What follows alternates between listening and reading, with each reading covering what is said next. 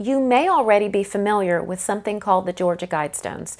Some people call those things the American Stonehenge. And what it is, it's a granite monument that was constructed anonymously in 1980 in Elbert County, Georgia.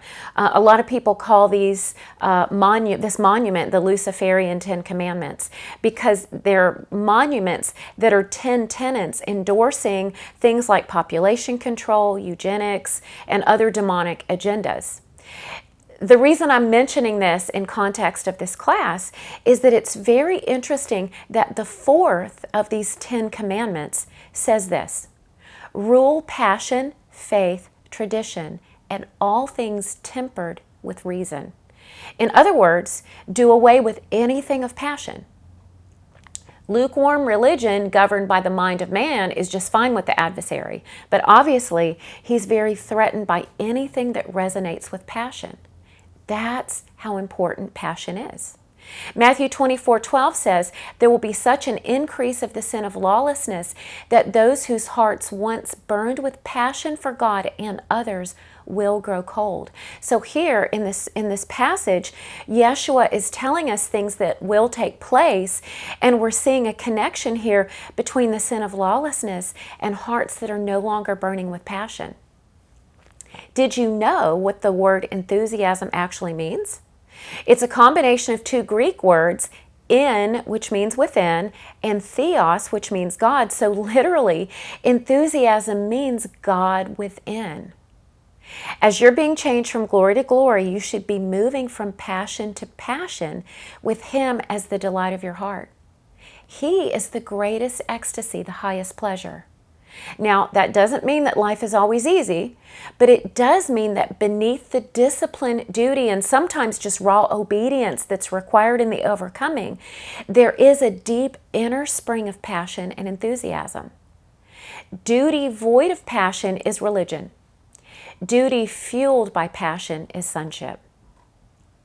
Brother Lawrence is one of my favorite characters in church history. He served as a lay brother in a Carmelite monastery in Paris during the 1600s, and he spent his days either working in the kitchen or repairing sandals. And this was during a time that the church was really, really steeped in religion and works aimed at earning God's approval, sometimes through inflicting suffering on themselves. Brother Lawrence, by contrast, had a very simple walk with God based solely on just doing all things in love. And in the flesh, he actually hated working in the kitchen and said he wasn't very good at it. But he learned that doing everything out of love for God transformed even the most mundane tasks into holy ecstasy. So what happened is the more he tried to suffer, thinking that would please God, as he did this, he just became happier and happier. Here is a really powerful quote from his book, The Practice of the Presence of God, which I love. He said this: men invent means and methods of coming at God's love. They learn rules and set up devices to remind them of that love, and it seems like a world of trouble to bring oneself into the consciousness of God's presence. Yet it might be so simple. Is it not quicker and easier just to do our common business wholly for the love of Him? It is not needful that we should have great things to do. We can do little things for God. I turn the cake that is frying on the pan for love of Him.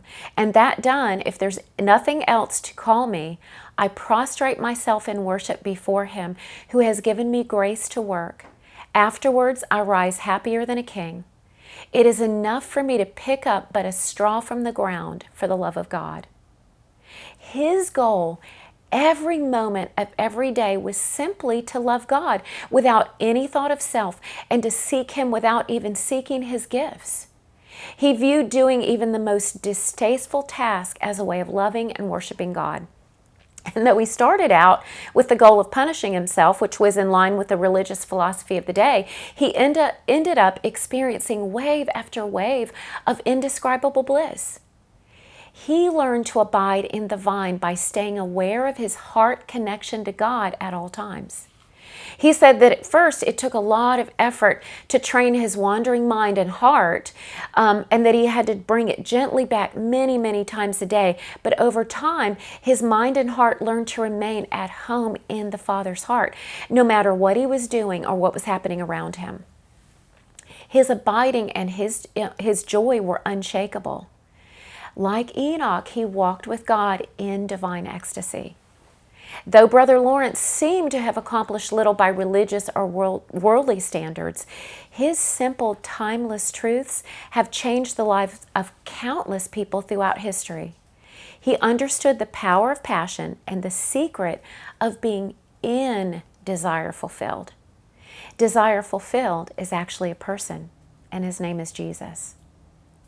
And I will shake all nations, and they shall come to the desire of all nations, and I will fill this temple with glory, says the Lord of hosts. That's Haggai 2:7. You truly are in him. Like you've already learned, it's your awareness of your oneness with him that allows you to experience holy bliss all the time. And unlike happiness that's fragile because it's dependent upon things and outward circumstances, nobody can take this from you unless you choose to give it away. Remember, this process is about the uniting of thoughts, feelings, and words. Imagination gives you the opportunity to feel the emotions of joy and desire fulfilled, which in turn creates joy as the desire is fulfilled. And joy is the highest compliment to God. Hebrews 12:2 says, we fashion our gaze onto Jesus, who birthed faith within us and who leads us forward into faith's perfection. His example is this: because his heart was focused on the joy of knowing that you would be his, he endured the agony of the cross and conquered its humiliation, and now sits exalted at the right hand of the throne of God. James 5:16 tells us that it is the passionate, heartfelt prayer of a godly believer that moves mountains. Why? Because passionate prayer is the alignment of thought, word, and intense emotion. The Father doesn't want us to be lukewarm. He tells us that in Revelation 3:16 for the very same reason that he doesn't want us to be double-minded. We've talked about that several times. That's James 1:8. He longs for us to be recipients of his lavish goodness. And lukewarmness, which is just lack of positive feeling and desire, misaligns us, preventing us from receiving. If you're not feeling passion in life, you might have played it safe instead of stepping out in faith. You may have compromised something to remain comfortable.